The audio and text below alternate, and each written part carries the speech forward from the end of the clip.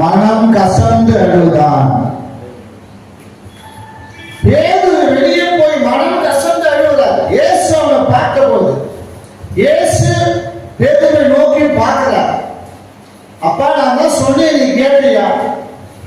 நீ சேவல போட்டோம்னா நீ 3 தடவை மறுதளிப்பேன்னு சொன்னே அப்படின்னு உடனே அப்படியே அவன் மறுதளித்து, இவரு எனக்கு அறியாது, இவரு தெரியாது, நான் அறியல, இவன் நான் பார்க்கல அப்படின்னு அவன் சபித்த பொழுது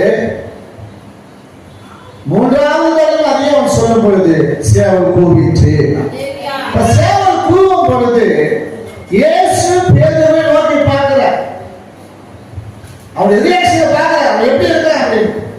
பார்த்தவனே பேதுரு அவரை பார்க்கிறார். பார்த்து ஐயோ, ஏன்னா இவர் என்ன சொன்னாங்க அவன் கண்டுக்கல. நீங்க தேவனுடைய பிள்ளைகளை பார்த்தா சபையில என்ன சொல்றோம், என்ன பிரசங்கம் பண்றோம், என்ன வார்த்தை கொண்டு வர்றோம், யாருக்கு கொண்டு வர்றாங்க, எவ்வளோ கொண்டு வர்றாங்க, எதுக்கோ கொண்டு வர்றாங்க, யாருக்கோ நம்முடைய அப்படின்னு நம்ம சபையில உட்கார்ந்து இருக்கோம். அல்லேலூயா. ஏற்பாட்டு வேலை எப்படி மழை பெஞ்சா இதமா இருக்கும், அதை போல பேசாம உட்காந்து ஜெபம் பண்ணது கிடையாது. வீட்டுல இருந்து வர ஜெபம் பண்ணிட்டு வரக்கூடாது, சபைக்கு வர ஜெபம் பண்ணிட்டு வரது கிடையாது.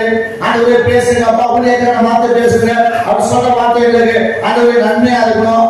நல்லா கறி எடுக்கிறது, மீன் எடுக்கிறது, நல்லா சமைக்கிறது, நல்லா சமைச்சு வச்சுட்டு சாப்பிட்டு, நல்லா சூப்பு வச்சு சாப்பிட்டு, நல்லா எதெல்லாம் செய்யணுமோ செஞ்சு போட்டு நாம என்ன சபைக்கு வந்துட்டு இங்க வந்து சரி எப்ப முடிப்பாங்க பாப்பா போயிட்டு அதை சாப்பிட்டு அதே போல உட்காந்துக்கிறோம் சபையில. இவரும் அதே பார்த்தா இவர் சொன்னாரப்பா, நீ 3 தடவை என்ன மறுதளிக்க சொன்னாரு, அதை கேட் பண்ணவே இல்லை, அவர் சட்டை பண்ணவே இல்லை, கேட் பண்ணல, சட்டை பண்ணல, அது ரெண்டுமே இல்லை. அவர் ஏதோ சொல்றாரு, பார்ப்போம், நடக்கும்போது பார்ப்போம். நீங்க நிறைய பேர் நம்ம தரிசனம் பார்த்து சொல்றோம், அது சொல்லுவாங்க சேர்த்து அவன் எங்களுக்கு தான் சொன்னாரு, என்னன்னு அவங்க பேசுறாரு. இதே போலதான் மோசே கிட்ட அவங்க அக்காவும் அவங்க அண்ணனும் என்ன சொன்னாங்க,